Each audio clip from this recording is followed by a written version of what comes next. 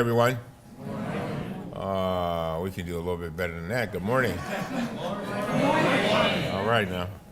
I'm very honored to be here with Mayor Pugh. And I want to thank you, Madam Mayor, because I don't know if you all noticed, but our mayor, from the very beginning, decided that she was going to take full advantage of the opportunity zones, and she has basically appointed a czar who will be speaking to you in a few minutes. But the fact is that, all right, come on, you got to hear me now. All right, can you hear me? All right, let me start all over. I was talking about the mayor, so I want to make sure you all hear me. What I said was, I'm truly honored to be here with the mayor, and I'm glad that all of you all are here too, by the way. But our mayor has made it her business to take full advantage of these opportunity zones and this legislation. Now, I'm gonna be frank with you. I didn't vote for this tax bill because I didn't like it. But there's a piece of it, the opportunity zone piece, which I think is extremely important. And we're going to have representatives here today, Ben Siegel, who's going to explain it to you. But basically what this is about is trying to bring investment into areas where there have been high poverty rates, low investment, housing issues, to try to pump them up. And when Ben Siegel explains it to you and lays it out, I'm sure you will fully understand it. Now, when I met with Ben, I was extremely impressed, Madam Mayor, because basically what we are doing, and this comes from the mayor's mandate, what we're doing is trying to, and I love the fact that the mayor uses this word all the time. She constantly says, I want to create a model for the country, which means that we want to be the best. So, and we want other people to follow us. So you're going to find, what we're doing here today is like, we are number one. Not everybody's doing this. The fact is that she's out front on this, and please give our mayor a hand.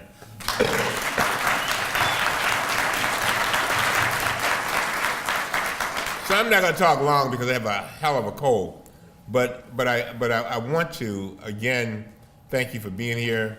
What we're going to do is try to make sure that you first of all fully understand what these opportunity zones are all about, because some people have some misconceptions. I already know that. That's a fact. We're going to have Ms. Veronica Tubman from the IRS. She's going to talk to you a little bit about how the IRS is involved in this too. But we want you to be able to ask the questions that you need to ask. Now let's be clear. What happens a lot of these things, and the mayor will tell you, we'll come into these events, we'll have the experts come in, they'll present, and then as the mayor and I are going out, people say, they'll ask the question. And we'll say, well, why didn't you ask the question when the experts were there? I mean, really. And they'll say, oh, I thought that was a dumb question. No, nothing is a dumb question, nothing. And so, and by the way, we've got almost, what, a third of the opportunity zones? A third of the state's opportunity zones. Think about that. We've got a third of them right here in the city, which means that we are primed for a lot of good things to happen to lift up these neighborhoods. Last but not least, let me say this. I know the mayor shares this view with me, because Ben told me she does, and I know she does. We want to make sure that all boats are lifted.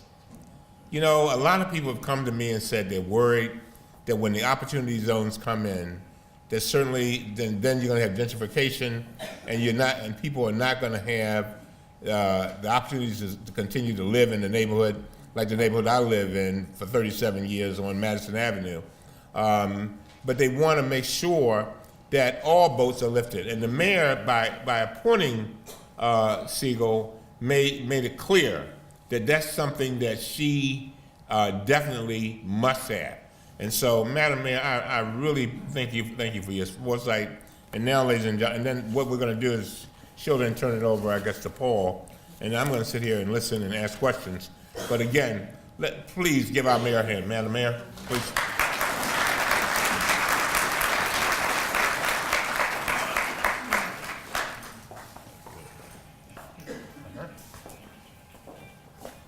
Let's give our congressman a big round of applause. He works so hard on behalf of all of us every single day, and I cannot tell you how proud we are of you, and more importantly, your engagement and your direct contact with the constituents of the city, and your interactions, not just on this issue, but I think about the African-American male engagement effort that you've leaned in on as well.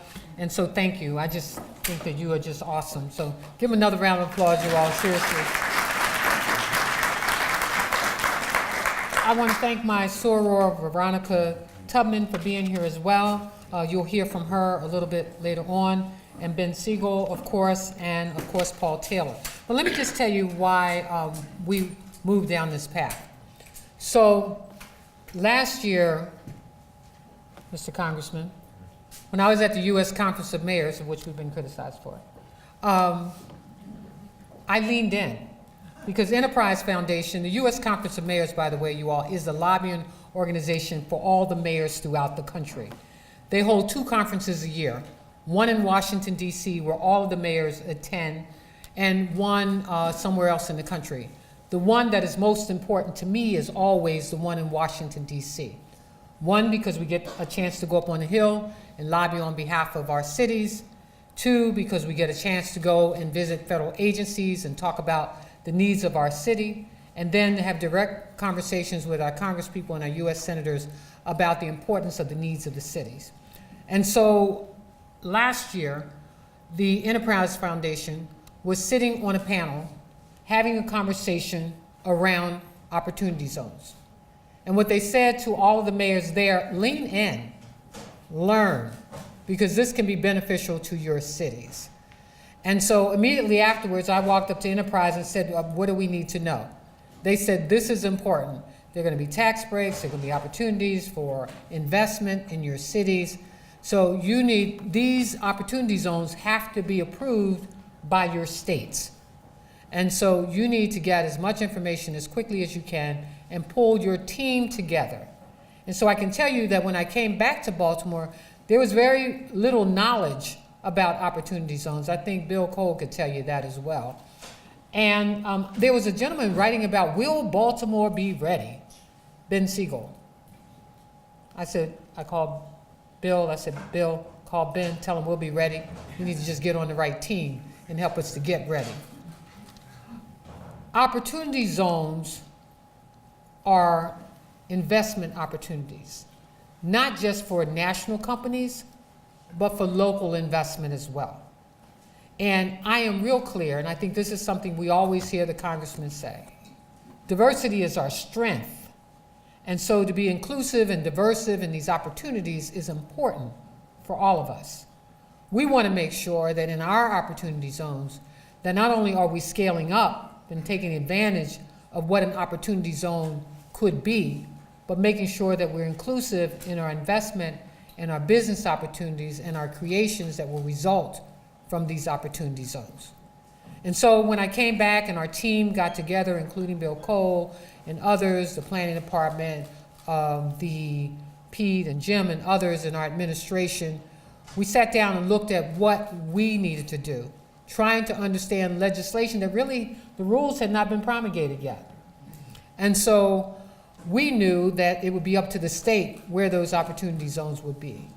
And so what I want you to know is that in our strategic planning process and working together, we created 44 opportunity zones. Of the 44 opportunity zones, 42 were, I guess we would say, approved. Of the 42, we had actually 39 of the 44 that we submitted were approved, and 2, I think it was 2 or 3 were added in other areas of the city. Our focus is to make sure that we have investment in those neighborhoods and communities that have been underinvested in. And you should know that that is a priority of ours because early on in our administration, Congressman, we were asked if we would sell garages as assets. They were assets in our city. And I said, no, we would not sell off any assets that belong to the city. Because in 1972, if you understand the history of the city, we sold off our airport. We sold our airport, I think it was $34 or $36 million. It probably sounded like a great deal back then in 1972, but if you can imagine us still owning the airport today, our airport would be to Baltimore what Atlanta's airport is to Atlanta. And so I said, Congressman, no, we will not sell off our garages. And I can tell you the pressure was on. And I, in fact, shared a book about how cities should value their assets. I even issued an executive order saying that the city of Baltimore would not even sell off its water system. That's right. Because at the U.S. Conference of Mayors, you get all kinds of inquiries, from buying your water systems to your convention centers to how to recapitalize your assets. And you've got to be very conscious of what you're taking back to your communities. And so we did not sell off the garages, for those of you who are not familiar.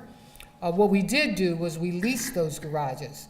And you all know if you own property and you lease it, you still get to derive income from it. And so we didn't sell off the garages. In fact, we kept them, we leased them to the state, we capitalized them. We raised $80 million, cleared the debt on those garages, and put $52 million into a neighborhood impact investment fund. And another $3 million would go to help neighborhoods, community development corporations grow. And then another $2 million you'll hear about later on in the next few weeks, where we will give out to neighborhood associations so that they can grow.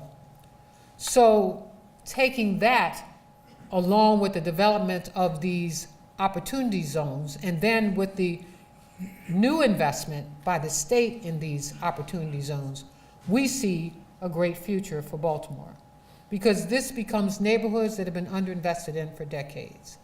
And I think the Park Heights Renaissance could tell you that our working together has brought about change in Park Heights that you cannot even imagine in the next few years that will take place.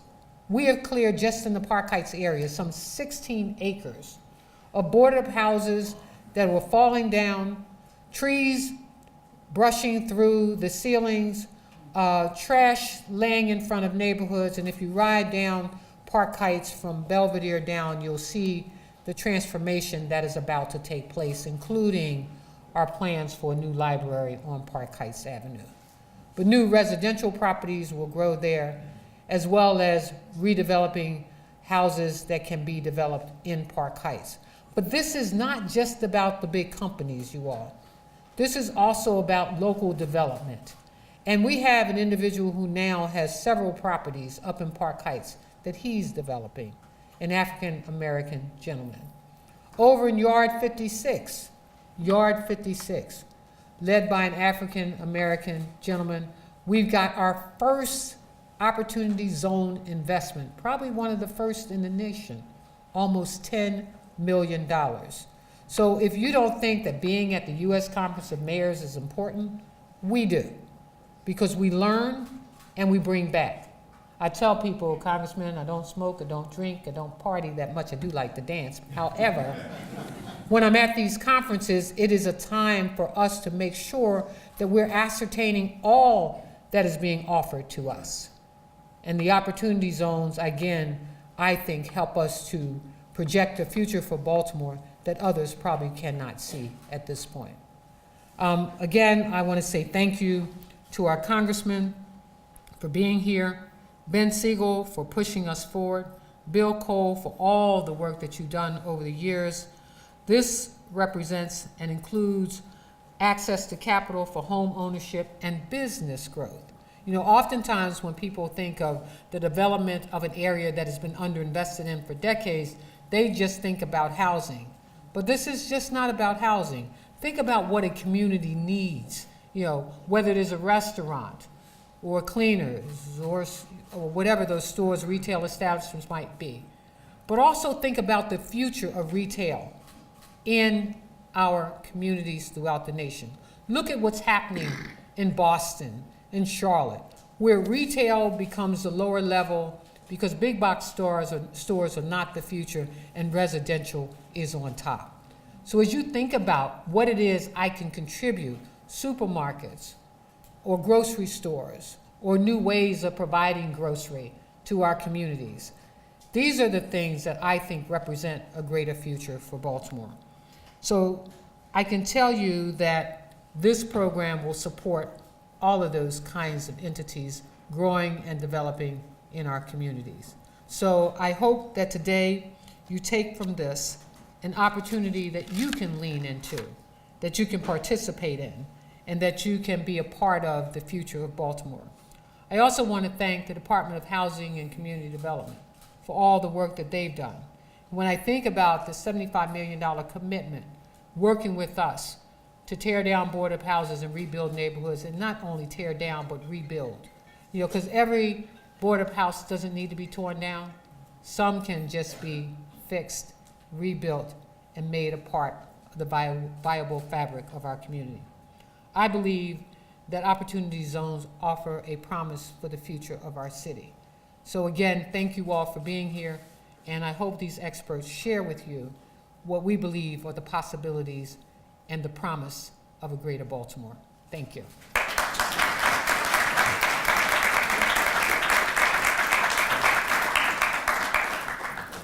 Thank you, Mayor Pugh, and thank you, Congressman. I think those were words that should be taken in stride because there's a lot of information here.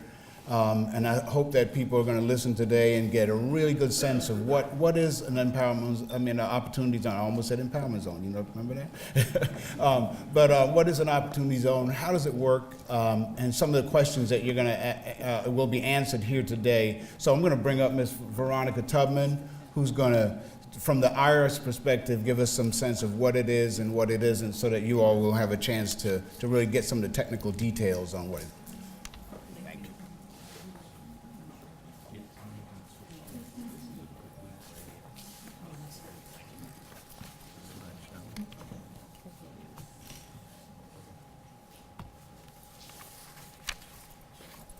Good morning, everyone. Good morning. The wonderful, cool weather that touches us helps us to remember that we are thankful for today.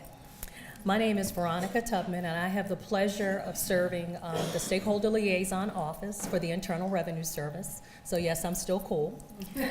And what the service does in this respect for small businesses and investors, it affords you the opportunity to not only get a tax break, but as our mayor had indicated, to give back to the community.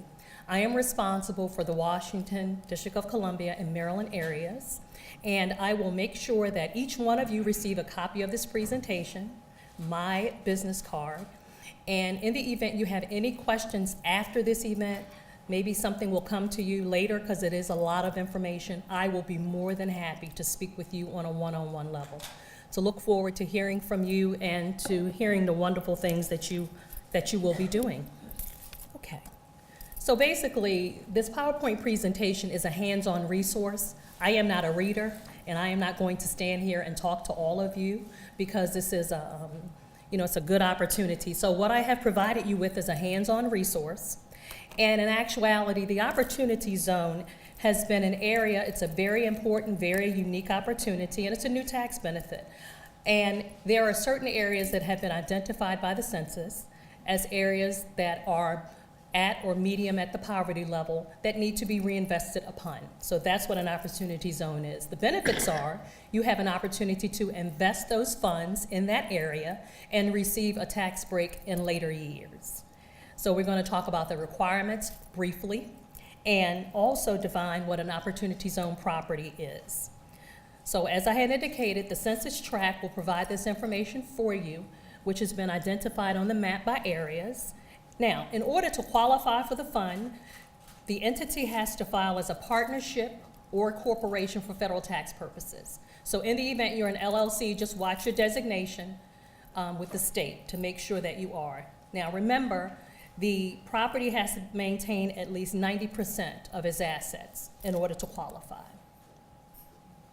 We talk about stocks and partnerships and bonds. And as I said, I'm not going to get into a lot of specificity. This is basically a summation for all of you.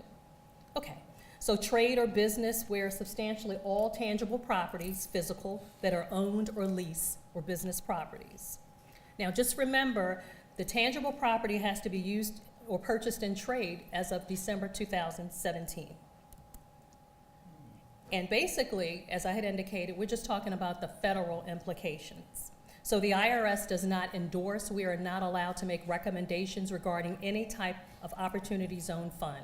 It is your due diligence and your responsibility as a very good business owner to research that information to make sure that the fund meets your needs based upon your company. And also, as always, we maintain good records. We keep the information in case something comes up in the future. We never know.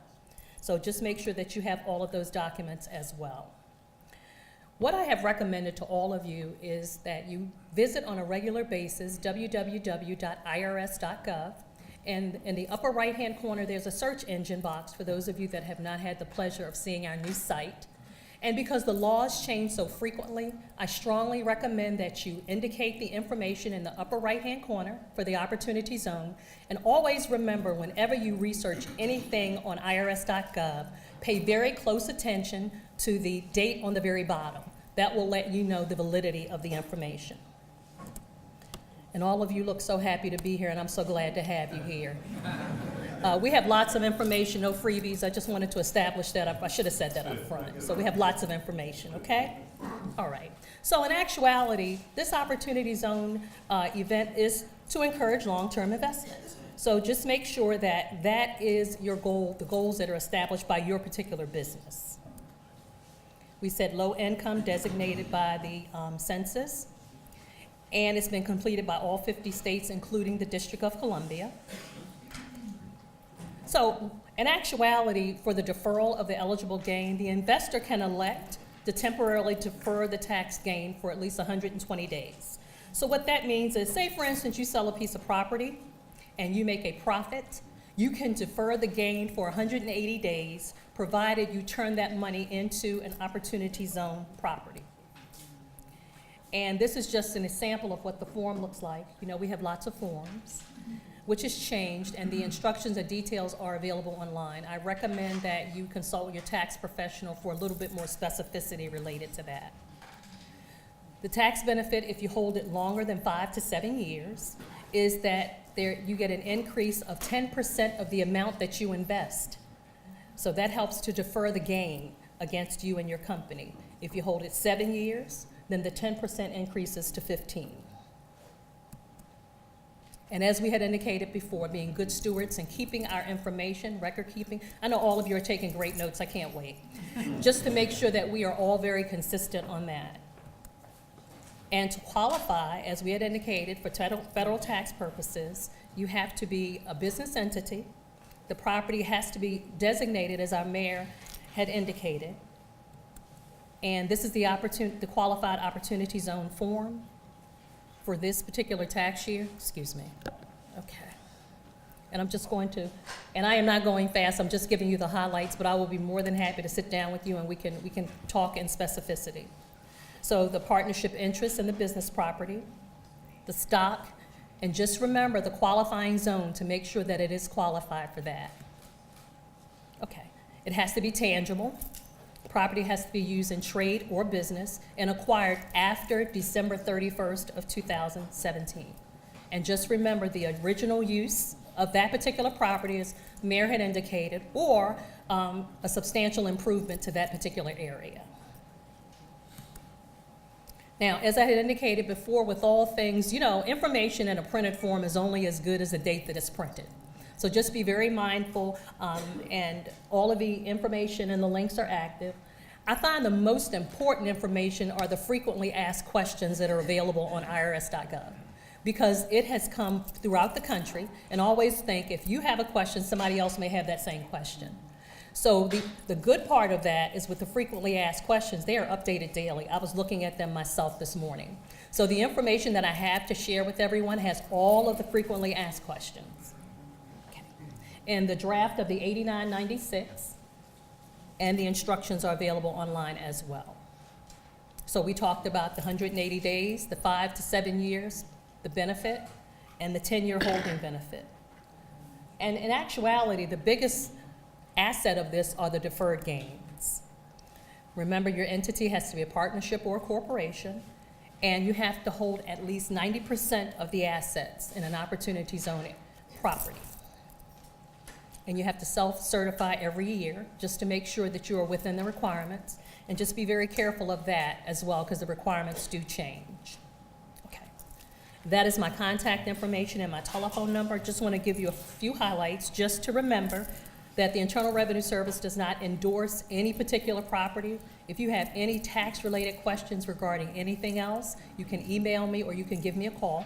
I provide all of my information in writing, and I will make sure that I give you a copy of the code and the reference for yourself, just in case it comes up in the future. So anything that you call me and send to me, I will return to you. It will be encrypted when you get it back, so there is a high level of privacy for all of us. And I make it my business to get back within 3 days. In the event I do not get back to you, please give me a gentle nudge and let me know that I need to follow up with you. Okay?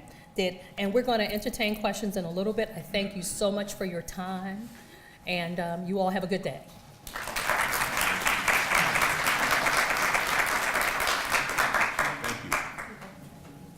Thank you so much, Veronica.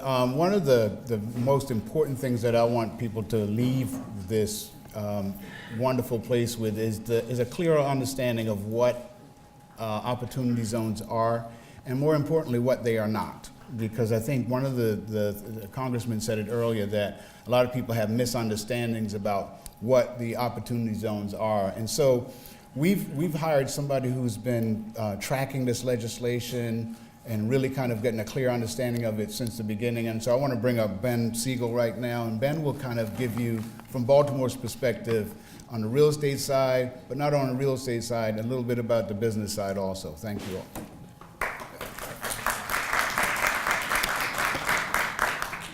All right, good morning, everyone. I'm going to try to get my slides up here.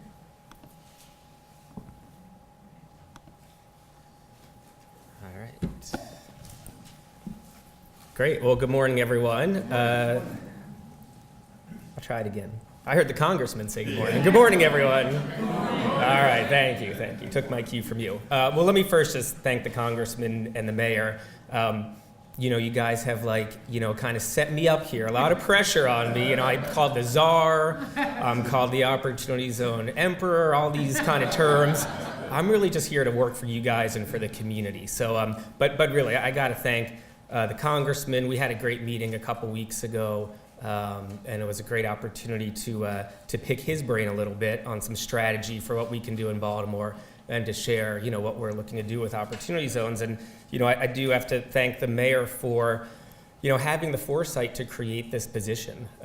Obviously, it's great employment for me, but, you know, we are, as far as I know, the only city in the country that has a dedicated opportunity zones coordinator, and that's a pretty big deal. And, you know, we, as the mayor stated and as the congressman stated, we want to be the best. We want to be #1 in the country on opportunity zones. And what I want to do here for my few minutes is walk through with you kind of two things. I have two goals in speaking to you today. One, I want to make the case to all of you why here in Baltimore we are going to be the most proactive and the most attractive city for opportunity zone investments.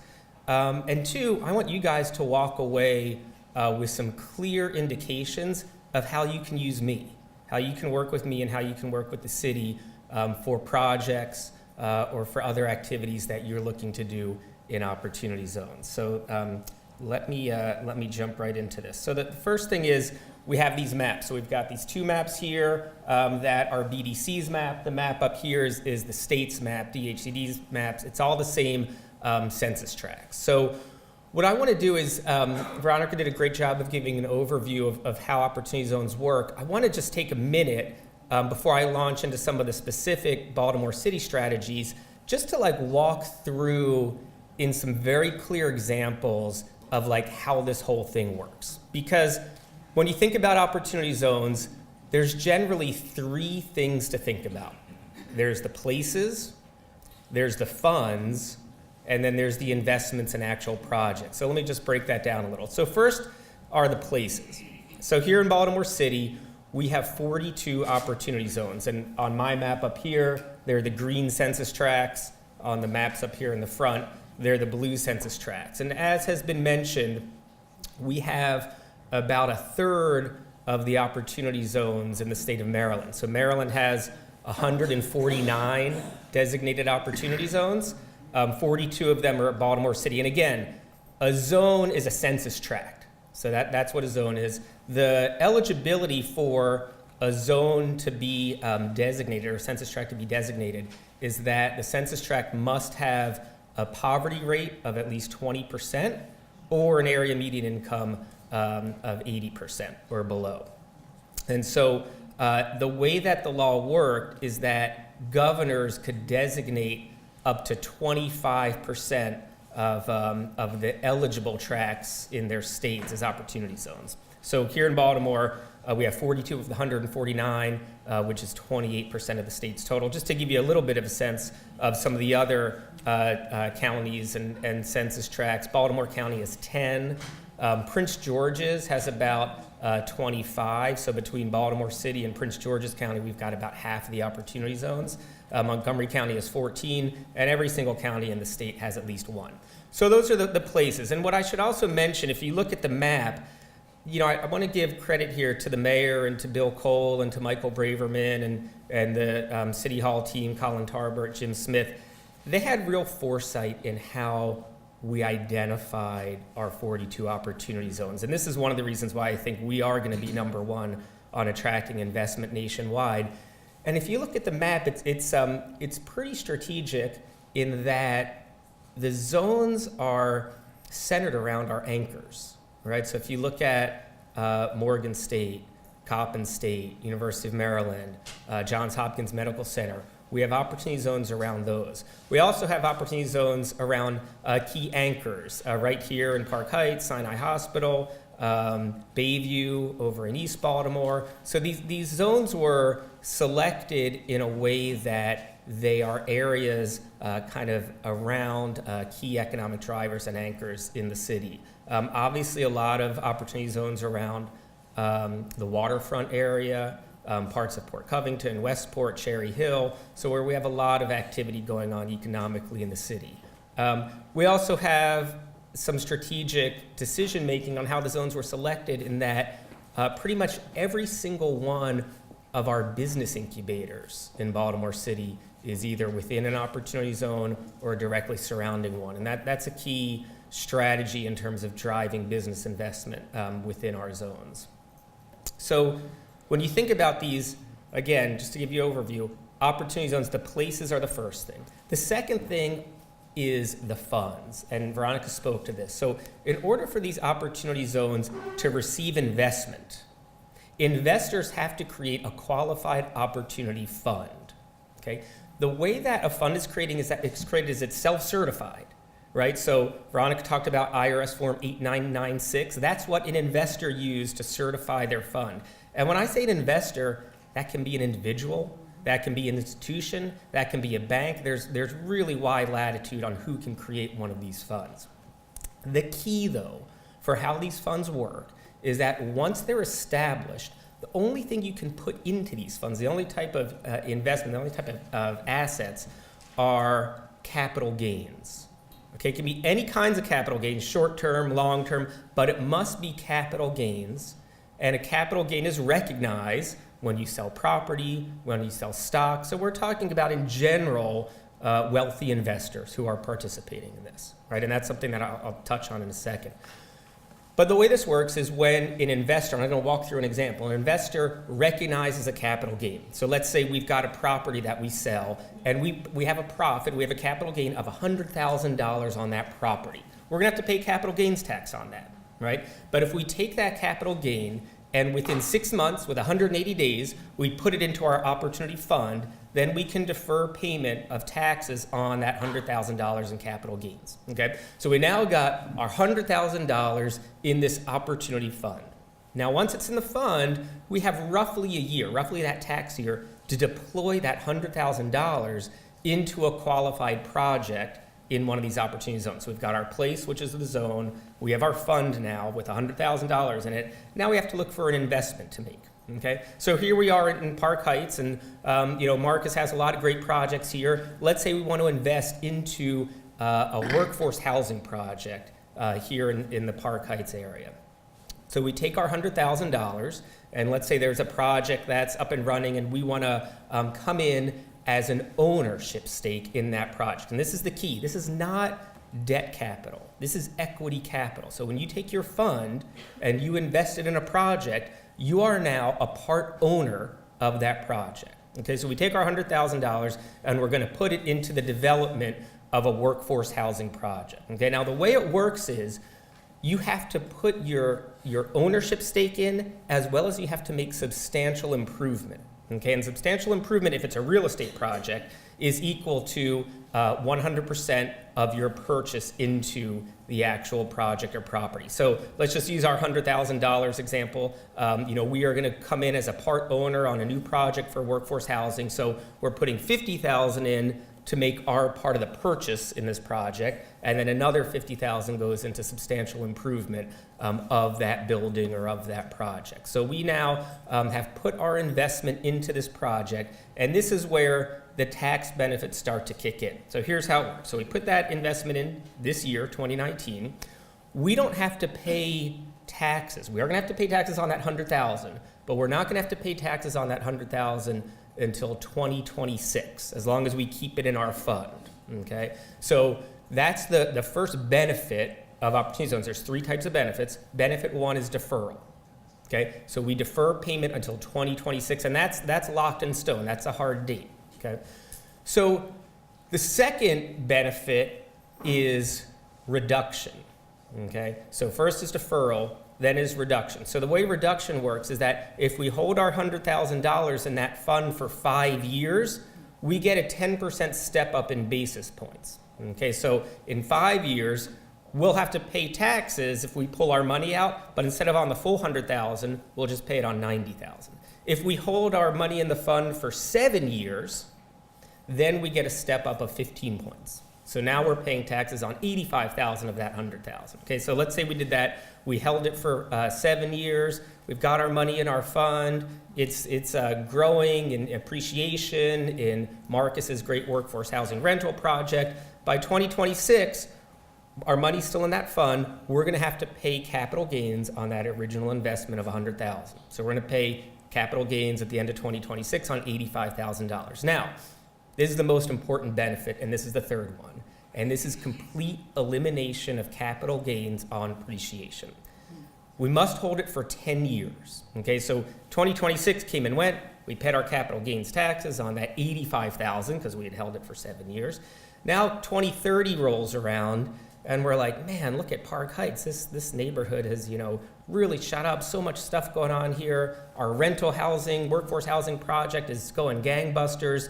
Let's sell our stake to another investor or to maybe the current property manager, whoever it might be. So our $100,000 that we had put in back in 2019, we're going to sell off our stake. And let's say by 2030, our $100,000 is now $300,000, right? This property has tripled in value.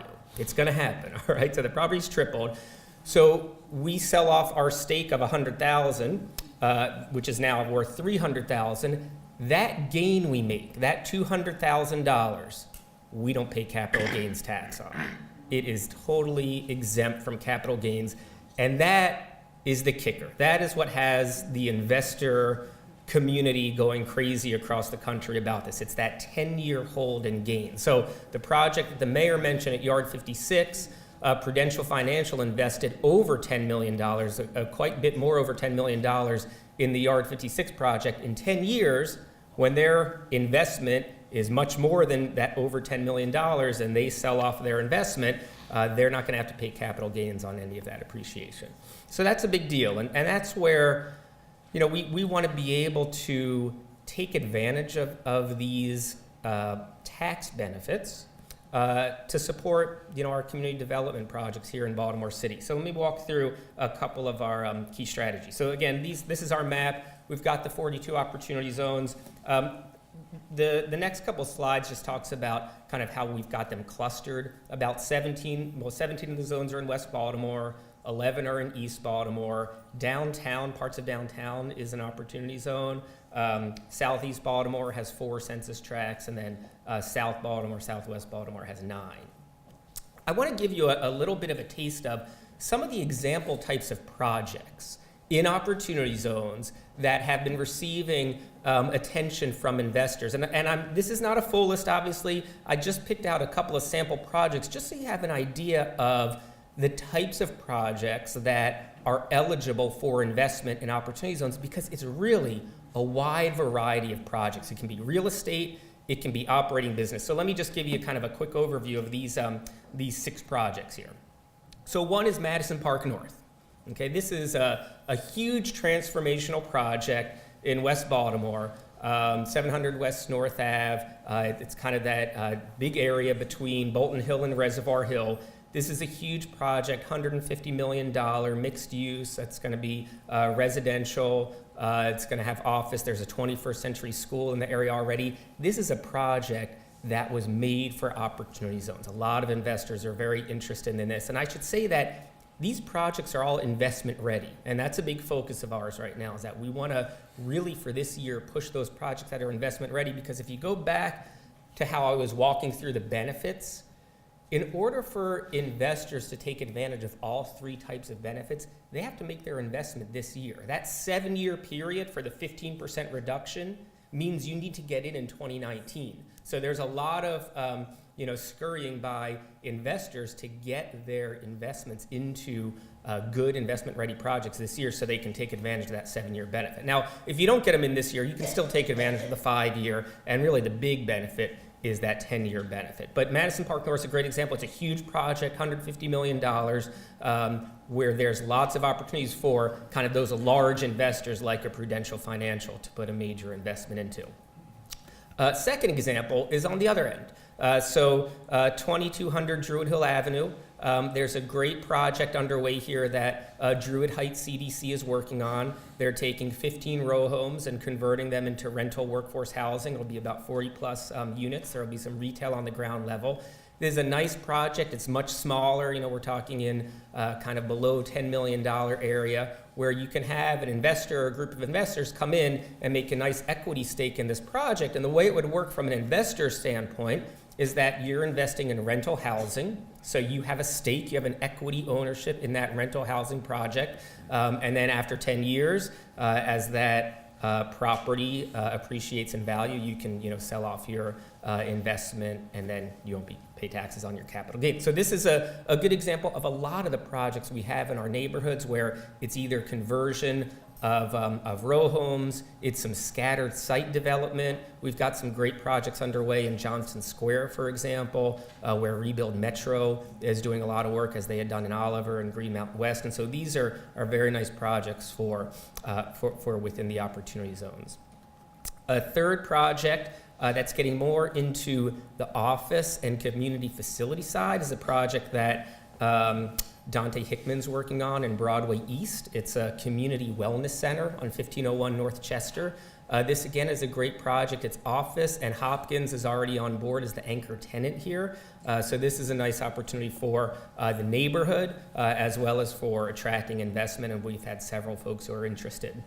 The next one is good for this audience, and this is a small business, right? So I want to reiterate here that real estate is going to be a big focus for this year, but operating businesses in opportunity zones are eligible to receive investment. So we've been having some really good conversations, thanks to Paul, who's made some of the introductions here, with Donna Stevenson, who runs Early Morning Software, which is a great software firm. I'm sure many of the folks in the room know them.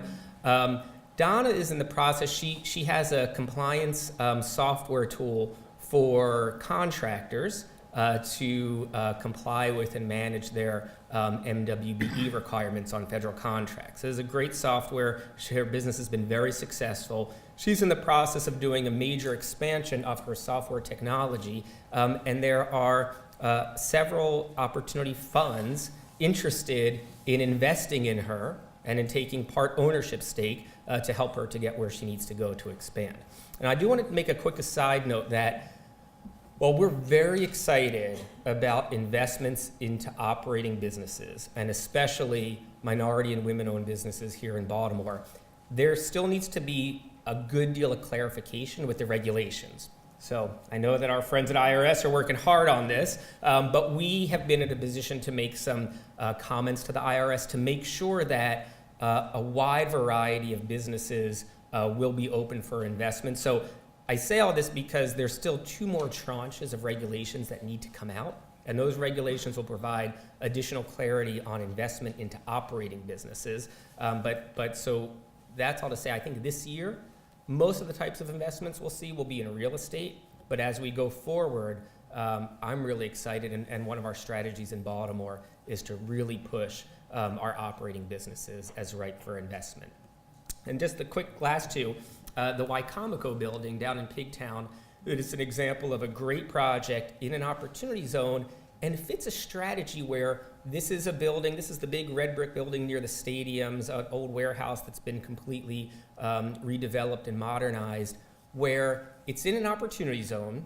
The investment isn't necessarily to invest in the real estate, to invest in the property. In this case, the investment would be around tenant attraction. And that's something that we're really excited about. So we've got a great commercial property here, and an investment could go into businesses to move into available space in the building and help with some of the build out. So this is a kind of great example of how we can kind of combine investment into businesses and investment into real estate. And there's a number of projects like this one across our 42 opportunity zones. Finally, I'll just mention Yard 56. The mayor mentioned this one. This is the old PEMCO factory across from Bayview Hospital. It's a huge project. It's 2 phases, $150 million. The first phase, $77 million, is up and running. The shovels are in the ground.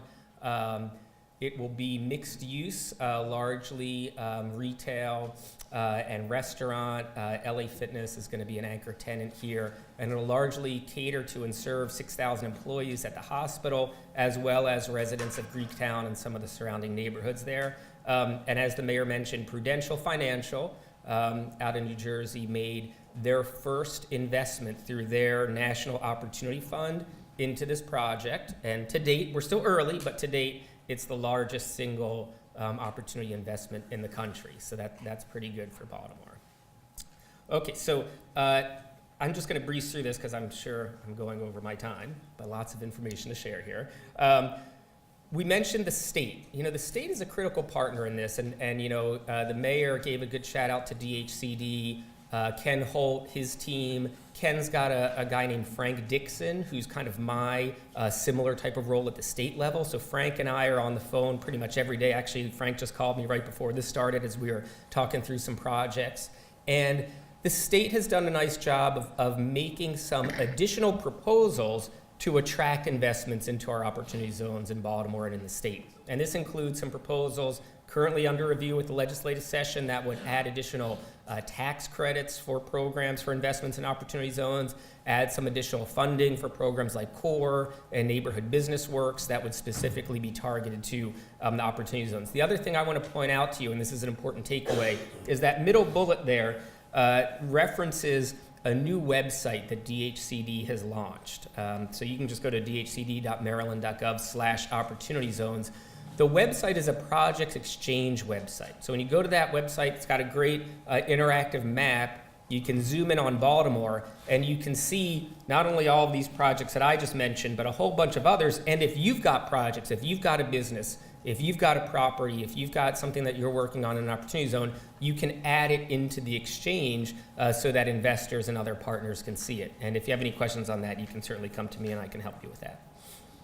Okay, so I only have 2 more slides here. So let me just briefly share, specifically my role and how in working with Bill Cole and Michael Braverman and folks throughout the city, we're looking to position ourselves to take full advantage of opportunity zones.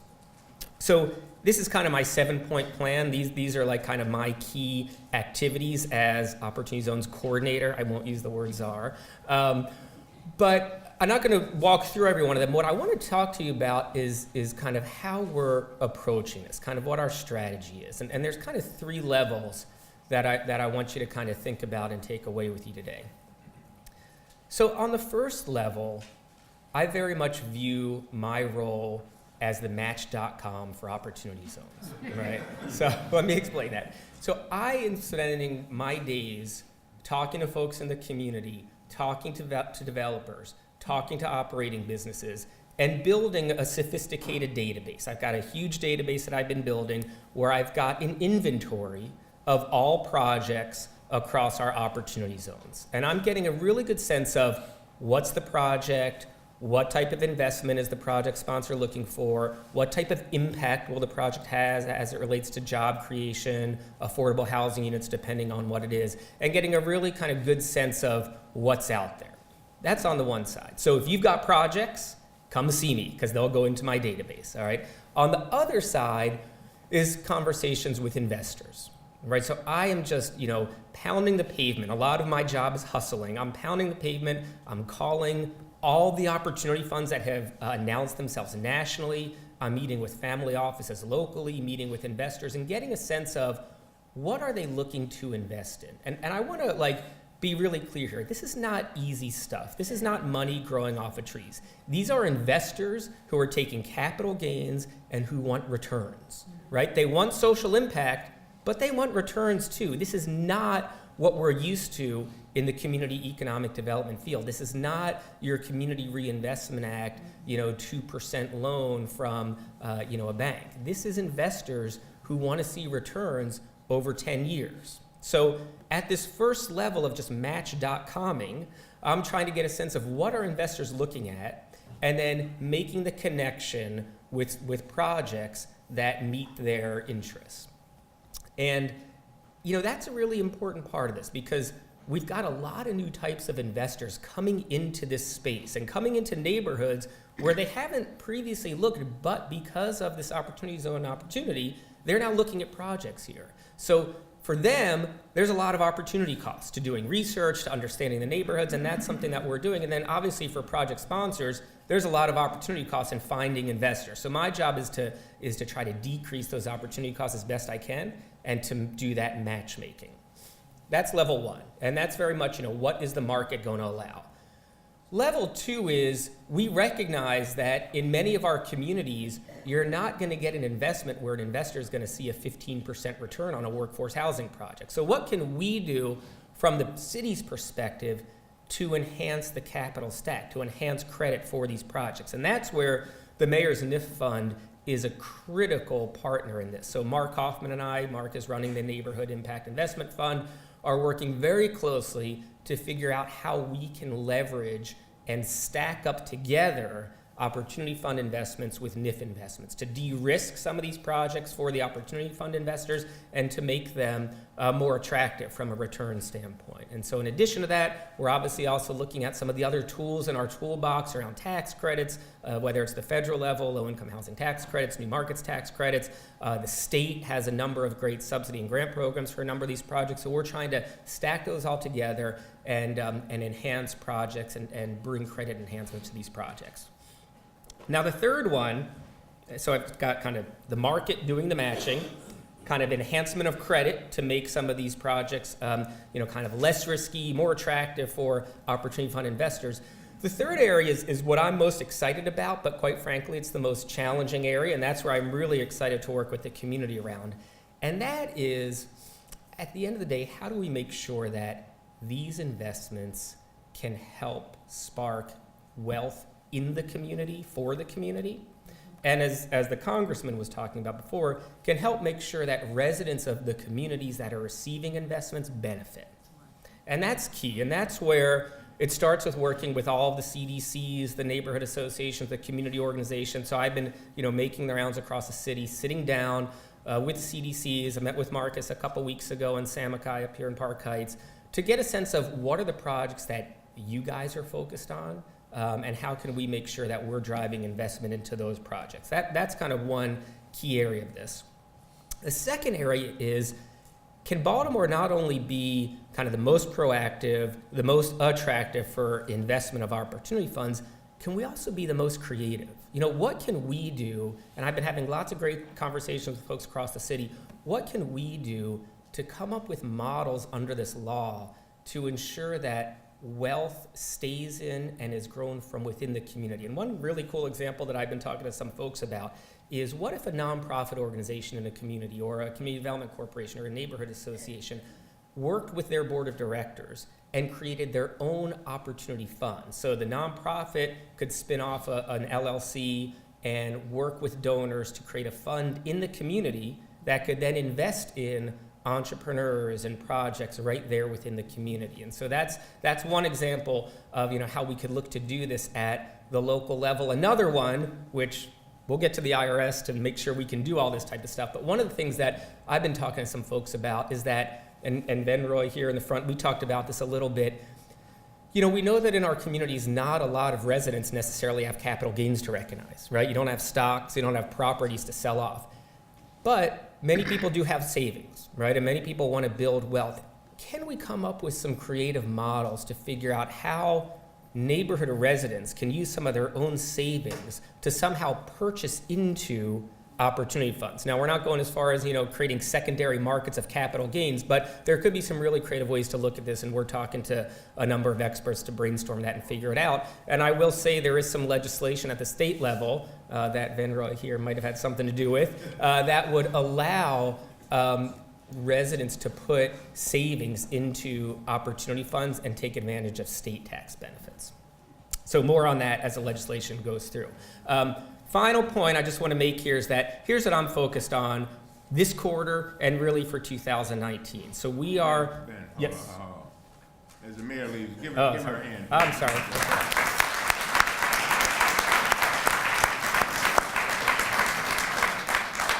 Ben, tell them exactly, you know, if I'm sitting in this audience, I want to know exactly, and you're getting into this, I think, how you can help me take advantage of this. Yep. Okay? So a couple things. So first and foremost, if you have a project, whether you have an operating business, whether you're working with a real estate project, and you want to know, one, is it in an opportunity zone? And two, how can I get this project in front of investors? You need to come to me with that. In terms of figuring out, one, whether it's in an opportunity zone, you can go to the state website, the DHCD Maryland, just Google DHCD Maryland opportunity zones, and you can look up by address whether the business or the property is in an opportunity zone. If it is in one, and even if you're not sure, you know, feel free to contact me and I can help you figure it out. The second part is, if you want to try to attract investment, you need to come to me and I'll enter it into our database, and I'll also talk through with you, you know, based on what the project is, kind of the types of investors who might be interested. So that's kind of two really important takeaways. If you got a business or a project, make sure it's an opportunity zone, look at the website, and then if it is, come to me and we can talk about how to kind of promote it. Second area is that if you're with an organization, if you're interested in creating your own fund, if you're interested in working with local neighborhoods to do that, also come to me. We'll work with you to kind of talk through, you know, what that would entail and how that could work. Obviously, you know, if you, you know, have any types of questions on, I want to move my business into an opportunity zone, or I'm not sure if my business is eligible, all of those questions, you know, come to me and we can work with you to try to identify that. So whether you're looking to attract investment for your business or project, or if you're looking to create up your own fund to make investments, I'm here to work with you on both of those fronts. And so just in kind of closing, again, 2019 is a critical year, because that's the year where investors need to get their investment in to take advantage of all three categories of benefits. So that's where we're excited to make sure that as investors nationally are out there looking at projects, we are here and ready and willing to work with them to identify projects. So I'll be doing a lot to make sure we're promoting our projects. We're developing a whole range of kind kind of presentations and prospectuses on projects. And really, at the end of the day, it's getting kind of investors interested and then making the direct connection. I'll give you a quick example because the mayor was talking about Enterprise earlier. Enterprise Community Partners has created a $50 million National Opportunity Fund. I spoke with them last week to get a sense of their criteria, what types of projects they're looking to invest in, what types of returns they're looking at, and it fit with a number of our projects in Baltimore. I reached out to a handful of them. They were very, excited to talk to Enterprise. Those connections have been made, and now those projects are in conversations with Enterprise about potential investment. So those are the types of things I can do in working with you guys. I've been bringing investors into Baltimore, doing tours across our opportunity zones. And one of the other things in terms of a takeaway, I'm doing meetings with the community, so community engagement meetings. So if any of you, through your nonprofit, neighborhood association, businesses, wants to do a meeting like this, but at the neighborhood level, we could kind of take a cluster of a few census tracts and bring out developers, businesses, residents from the community where we can really drill down. And we're calling these workshops where we can talk through specific projects and how they can be a fit. That's something that I'm looking forward to doing. We did one in East Baltimore with EBDI last month, and been talking with Marcus and Samakai to do one here in Park Heights in a couple weeks. Also been talking to Wanda and the folks in Upton about doing one there. So I want to make sure we do these in all of our communities across the city. So with that, I know I've overtaken a lot of the time, but lots of information here, and I think we've got maybe a little bit of time for questions if I haven't taken it all.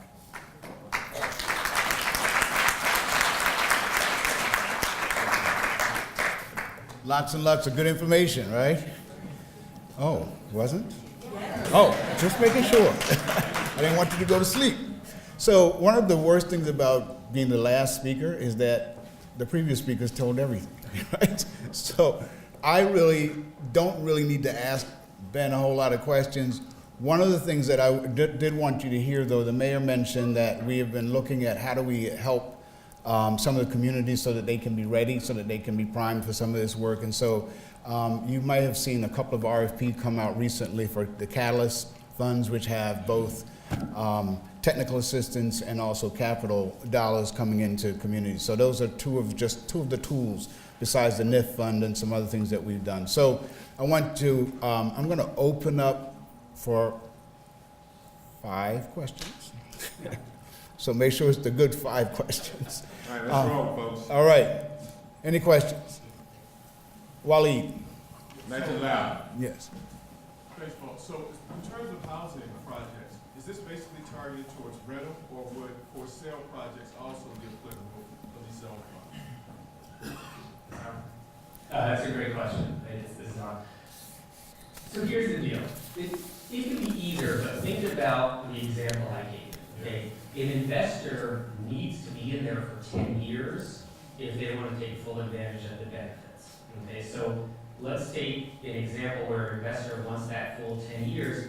They need to maintain an ownership or equity stake. So that means a short-term home ownership project is going to be difficult, right? Because they're no longer going to have their investment stake. So most of the projects we're going to see will be on the rental side, but there's lots of interest in models like lease to purchase, invest to own, and so a number of developers, investors, kind of thought leaders across the country are looking at these types of models where you can go to kind of a rent to own. I know that's not the term people love, but that type of model with these. I would, I do think we might see some home ownership, but again, with the home ownership, the investor loses their equity in the project, in which case they lose their tax benefits. So you'll see kind of more of a delayed ownership model in those cases.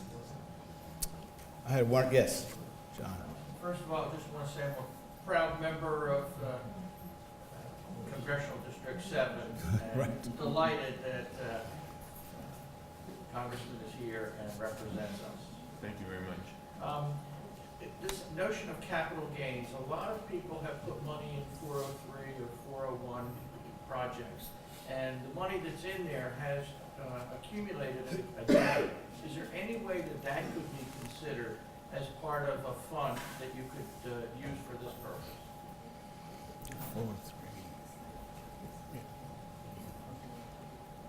So the gain would have to be recognized, right? So if you've got, those types of gains, you would have to sell off and recognize your gains and then put that into a new opportunity fund. Now, I don't want to get into all the technical details on what's a capital gain and what's not. The key is that the investment that goes into a fund must be a recognized capital gain. It can be short-term, it can be long-term, but it must be a capital gain. And that's where, in my role as czar, I would say you need to talk to your tax accountant or lawyer on that.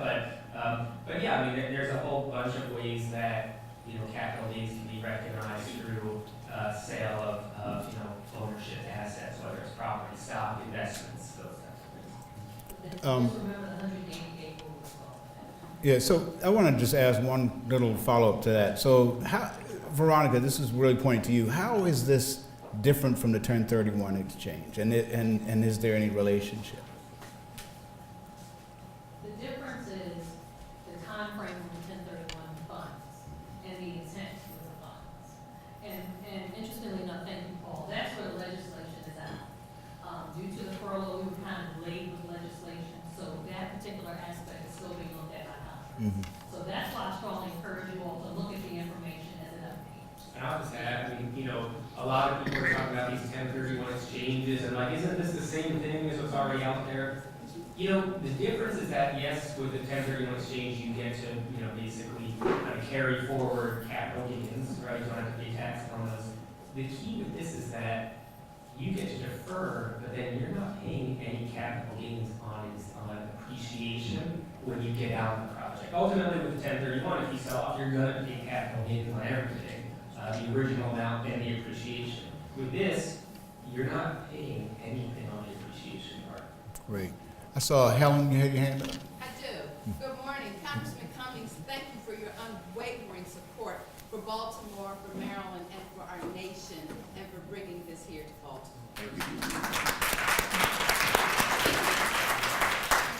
I'm Helen Holton, very committed to investment in Baltimore, and a couple questions, maybe more food for thought than answers you can give.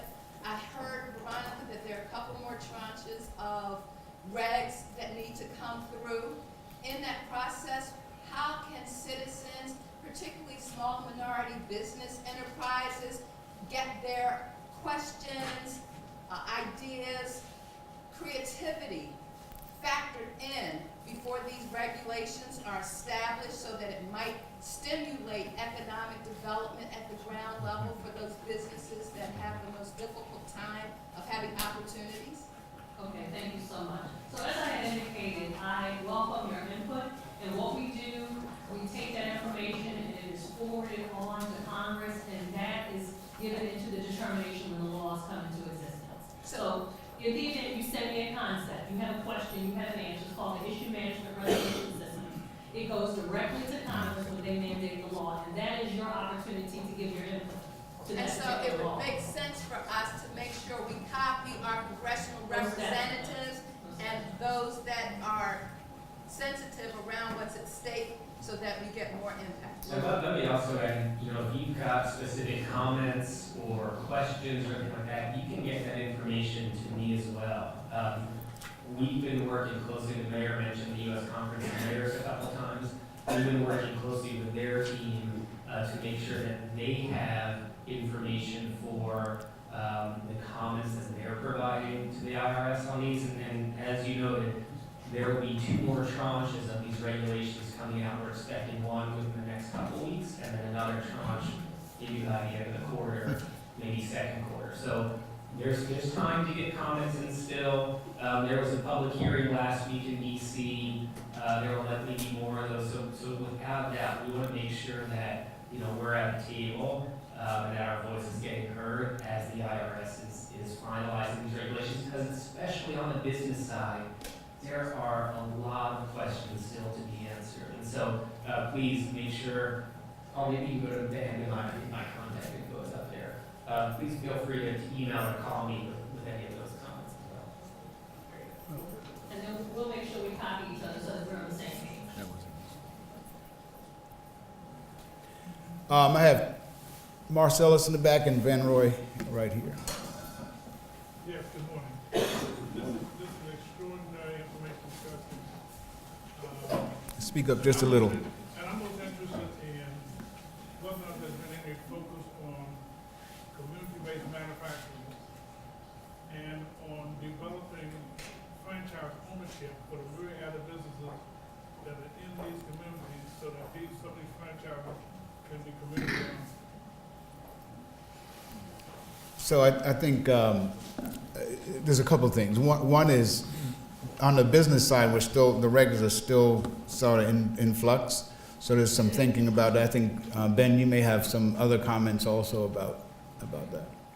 No, I mean, those are great ideas. I mean, I'd love to follow up and sit down and talk with you about that. I mean, we certainly want to, identify models for how we can use opportunities to invest in, whether it's community-based manufacturing or franchisee opportunities. I mean, one of the things we have to be careful about on the franchise front, and there still needs to be some clarification with regulations, is kind of the overall ownership. There are some specific rules on kind of how much revenue for the company has to come from within the opportunity zone. It's likely that it should work for franchises, but for big types of national chains, there's challenges in doing that. So there needs to be some clarification on the franchisee front. Thank you. Venroy. So I guess acknowledging the fact that at least on the front end, the vast majority of the people who are going to benefit from this are going to be wealthy individuals who have the capital gains to invest. And acknowledging the fact that most of the stuff is going to be on the real estate side initially. Are you guys thinking through, like, in terms of the benefit to the actual communities that these businesses or buildings are going to be developed in? Thinking through, job training for those individuals that live in the neighborhood so that they will be the ones that actually benefit from the jobs that are potentially created, and how are you guys kind of thinking through that? Sure. So the question was, given that a lot of the investments will be outside investors into real estate projects within communities, how are we, leveraging those investments so that members of the community can take advantage? So a couple things. One is we are very focused on promoting in real estate projects here, in the case of residential projects, mixed income and workforce housing projects, of which we have a number across our opportunity zone. So that's a start where we want to make sure that projects that are being developed are going to be affordable for workers and for residents living in neighborhoods where these projects are taking place. Second is that, with all these projects, the idea is we want to make sure that the local community organizations, CECs, neighborhood associations, nonprofits are part of kind of the conversations and the investment package. And so what I mean by that is that, if we've got a workforce housing project that's receiving investment, we've got a local nonprofit working with the investors, working with the project sponsors to partner with the Mayor's Office of Employment Development to put together, a training program for, in this case, it would be the construction jobs, to make sure we're connected with, our workforce system, as a pipeline for those jobs. So that, again, I view that's my role as the coordinator, right? Being able to, make sure that the city is aware of and is tracking these projects, and where we can identify these opportunities. We can come in and say, hey, Opportunity Fund, you're a great, public benefit through this investment. Be a partner with us, work with us in making sure that that investment is creating jobs for folks in the community. And again, that's one where we want to be very inclusive and work with, our great local nonprofit partners in putting those programs together. All right. We got one question for one more. Time for one more question. Yes, sir. Good morning. My name is Alex here. I'm with Blank Slate Development. And there's been a lot of focus on the development side, be it residential or mixed use. But has the state of Maryland and or Baltimore City thought about job creation, not in the sense of taking advantage of the construction jobs, but job creation for some of the development projects that would be market rate? So who are we going to sell these property to? Who are the folks that are going to rent these apartment or mixed use buildings? So incentives to lure more companies to Baltimore City. So there's a couple of things. One is that, so the good thing about what the mayor mentioned earlier is that this opportunity zones are not going to exist in isolation, right? What we've got the NIF funds, we've got some other funds that are coming into the community as well. And if you looked at the map for the priority areas for the NIF funds, you'll see that they very closely overlap with these. Now, what that is really our ability to invest in businesses and to invest in communities where investment has not happened. So job creation and all of the pieces that really bring about economic development is what we're really focused on. I think, Ben, you may have some other comments. Yeah, I mean, you know, I don't want to shortchange this, because a huge strategy of ours, a huge opportunity is attracting commercial businesses, right? And that's, you know, I gave the example of the Wycomico building. You know, we've got a robotics firm that's relocating to Baltimore from Silicon Valley. That's huge for Baltimore. They're going to be bringing 100 jobs. We want to get them into an opportunity zone. Wycomico building could be a perfect match for them, where they can, through moving in there, attract investment that might allow them to create even more jobs, right? And back to Benroy's point, that's where we then want to be working with MOED and our nonprofit partners to identify training programs and a pipeline of workers to fill those jobs. So, you know, certainly, you know, in the Yard 56 example, you know, that investment is going to be, you know, bringing retail, hospitality, kind of a range of jobs after the construction is done. So again, this really has the chance to be an important job driver, and you know, it's on all of us really, at the city, nonprofit, community level, to make sure that, you know, we're on top of these projects and we're working with the project sponsors to, you know, to kind of meet this goal of making sure the community benefits. All right, well, we have digested quite a bit of information here today, and I think you should take some time and really think through some things, come up with some questions that you may have for Ben, for Veronica, that we really can help you with. And if you have any comments that you want to have for the Congressman's office, I'm sure his staff is here that can take some of those questions. So I really want to give everybody a hand for the really good information today. Congressman. Thank you. I really appreciate you, Paul, and I want to thank our panelists. I just want you to listen up for 1 second, then we're finished. First of all, I want to thank all of you all for taking time to be here. There's so many things. I've been in business for myself. I know how it is. Your time is valuable. And we wanted to make a presentation for just an hour and a half of your time so that we could effectively and efficiently take advantage of this very important program. I'm going to tell you to please, you know, a lot of people look at a program like this and say, no, it doesn't apply to me, or I'll never get an opportunity. Well, that's the very way not to get one. These programs are here for you. They really are. And I always tell my staff, there's nothing like an opportunity that people don't know about, and there's nothing like an opportunity that people know about and don't take advantage of. And so we are blessed to have Ben with us, somebody who literally can hold your hand and walk you through this process and take advantage of it. He's being paid. Amen. He's being paid with your tax dollars, and he wants you to take advantage of it. And we got to do this. And then, as the brother said over here, the end result is, for me, I want to see jobs created, because and training at something. Because let me tell you something, Baltimore cannot rise unless we have jobs. I mean, bottom line. And they got to be jobs where people can feed their families.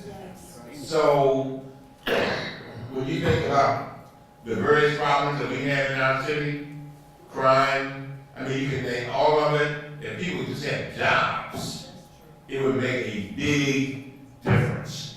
And so, again, this is all about us coming together as a community and driving and using a program that can benefit a lot of people. Finally, let me say this. I want to thank all of you for also the little comments that you had made. I tell my staff, every day, they know, I ask them, what can we deliver to our constituents?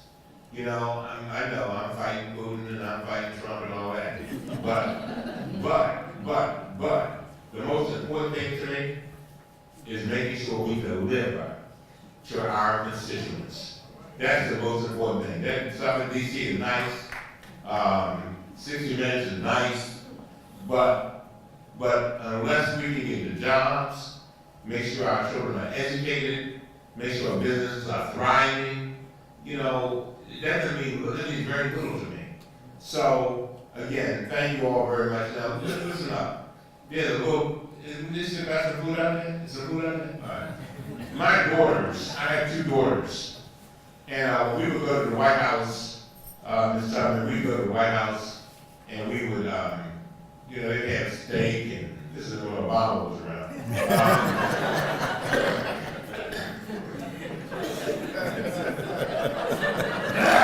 Anyway, but they would have steak and all this good food. And so as soon as we get out of the White House, you know, like we go to a Christmas party or something, as soon as we get out, Daddy, can we go to McDonald's? And I said, well, why didn't y'all eat that free food? I mean, come on now. So what I'm saying is there's some food out there. It's great. And finally, I want to thank Amy Stratton. Amy does all of our economic development stuff. She and Trudy Perkins. Amy has just gotten a major promotion to the Oversight Committee.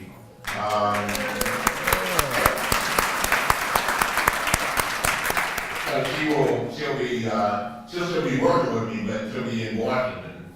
And Trudy Perkins will be basically handling all of this kind of stuff.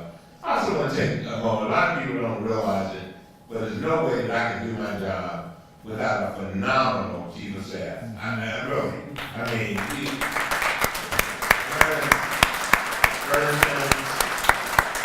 Vernon Simmons has been with me for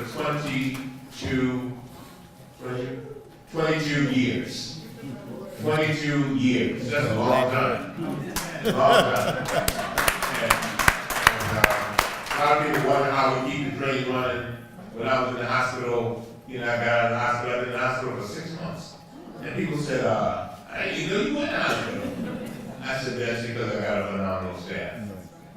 Again, thank you all. And again, take advantage of Ben, Ms. Tubman, thank you so very, very much. Paul, you're doing a great job. And the Bill Colby did. Okay, I just wanted to recognize Bill. Bill used to work for me years ago, and I'm so proud of what he's doing at BDC. All right, thank you very much. Thank you all very much.